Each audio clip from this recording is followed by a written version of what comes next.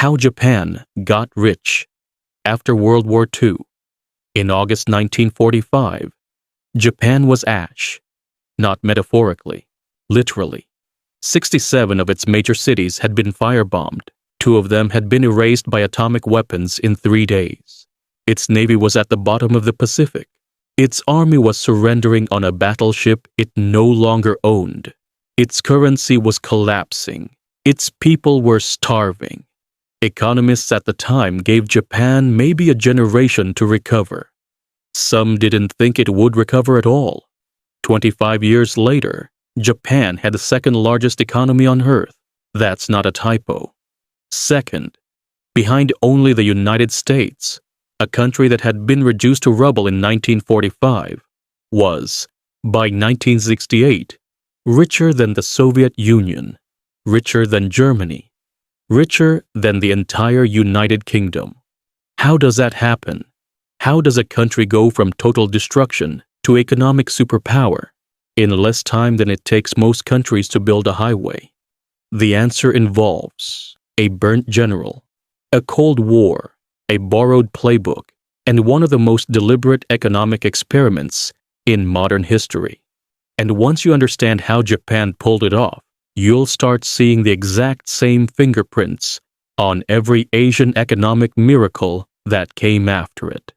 Let's go back to the ash. 1945. Japan is occupied.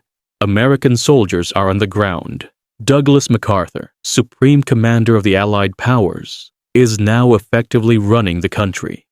And MacArthur, for all his ego, makes a decision that will quietly reshape the entire global economy.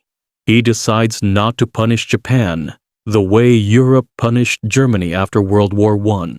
That matters enormously. After World War I, the Allies crushed Germany with reparations, humiliation, and economic strangulation. The result was hyperinflation, desperation, and eventually Adolf Hitler. MacArthur had read that history. He wasn't going to repeat it.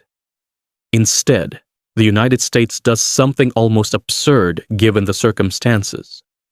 It starts rebuilding Japan, not just physically, institutionally, politically, economically. Land reform is pushed through almost immediately. Before the war, a small class of wealthy landlords owned most of Japan's farmland, while peasants rented it at rates that kept them permanently poor. MacArthur's administration forced a redistribution. Overnight, millions of Japanese farmers became landowners. And people who own land have something to protect. They work differently. They invest differently. They have skin in the game. Then comes a constitutional overhaul. Women get the vote. Labor unions are legalized. The old military-industrial aristocracy that had run Japan for decades is broken apart. This is a foundation. But foundations don't build economies. What comes next does. Here is a word you need to know. MITI. The Ministry of International Trade and Industry, created in 1949. And for the next 4 decades, this single government agency will do something that free market economists still argue about today. It will pick winners. MITI decides which industries Japan will dominate. Steel, shipbuilding, chemicals.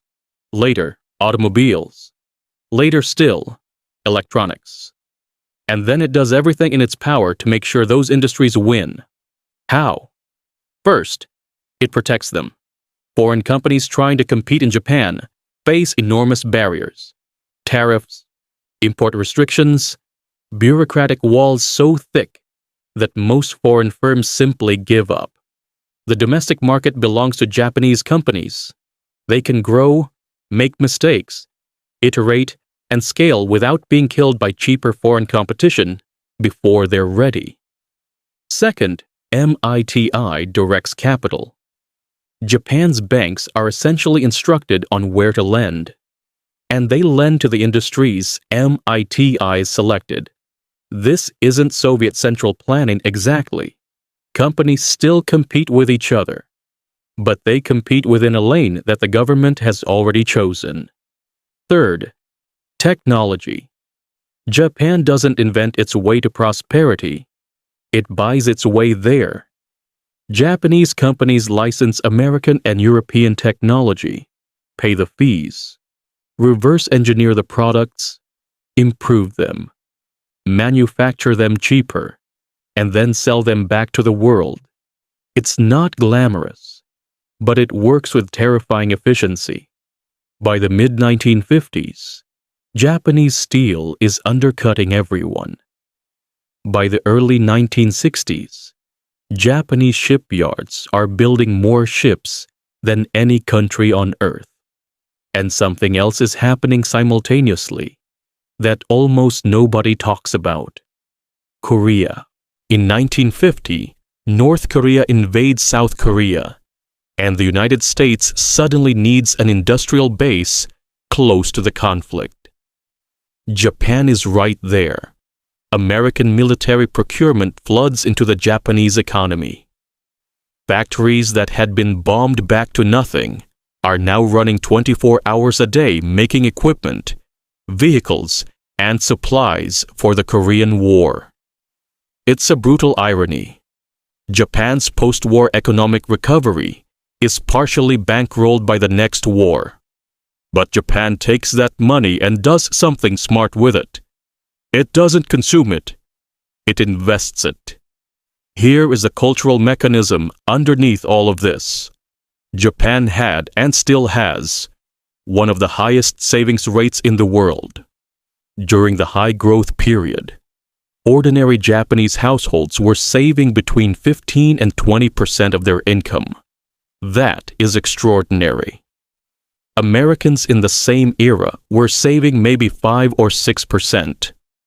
All of those savings flow into Japanese banks. All of that bank capital flows into Japanese industry. The entire country is functioning like a single coordinated investment vehicle. Everyone is, in effect, funding the national project. The government reinforces this. Tax policy favors saving over consumption. The postal savings system, essentially a government-run bank accessible to every household in the country, becomes one of the largest pools of capital in the world. And that capital is deployed into infrastructure, industry, and export capacity. This is the engine. Protection plus directed capital, plus high savings, plus technology acquisition, plus timely war spending, equals what economists will later call the Japanese economic miracle. By 1964, Japan hosts the Tokyo Olympics. The Shinkansen, the bullet train, launches the same year.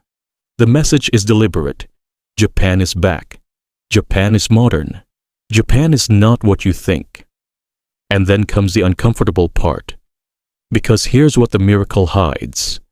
The growth was real. The numbers were real. But the model had a ceiling built into it, and almost no one saw it coming. By the 1980s, Japan is flush. The economy has been growing so fast for so long that asset prices start detaching from reality. Tokyo real estate becomes the most expensive on the planet. At the peak, the land under the Imperial Palace in central Tokyo is theoretically worth more than all of California. Japanese companies are buying American landmarks, Rockefeller Center, golf courses in Hawaii, Pebble Beach. Japanese banks are lending against assets that are inflating because other assets are inflating. It is a bubble the size of a country, and everyone knows it, and no one stops it. In 1989, the Bank of Japan raises interest rates. The bubble pops. And what follows is something that should be studied in every economics classroom on Earth, but rarely is.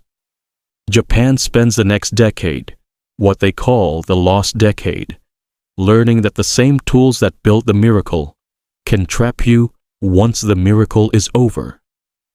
The protected industries resist competition.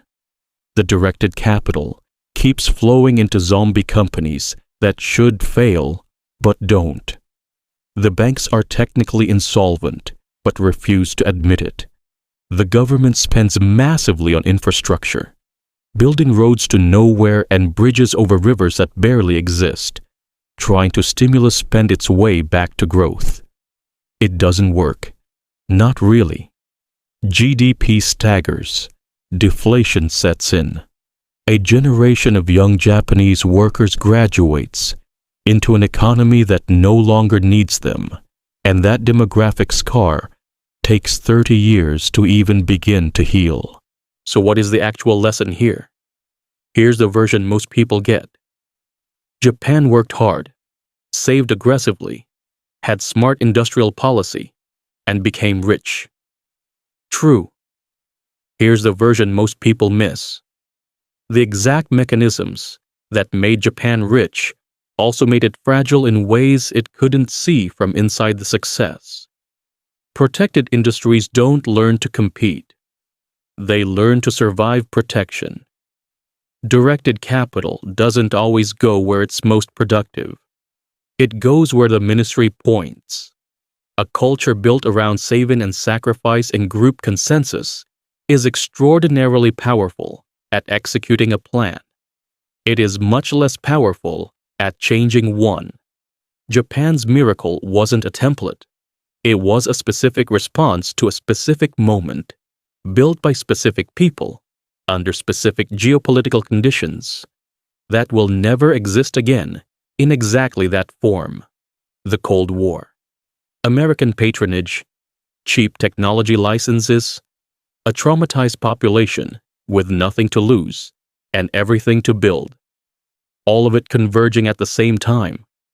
And yet, South Korea watched Japan and copied the model almost exactly. Taiwan did the same.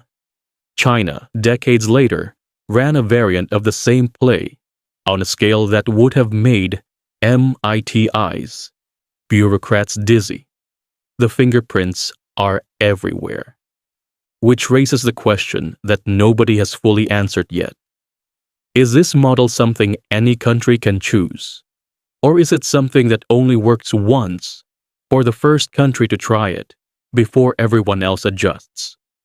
Japan went from ash to the second largest economy on Earth in 25 years, using a combination of state direction, cultural discipline, fortunate timing, and American money. It then spent the next 30 years slowly learning that the success itself was the trap.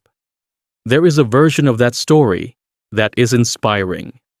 There is another version that is a warning. The uncomfortable truth is that it might be both at the same time.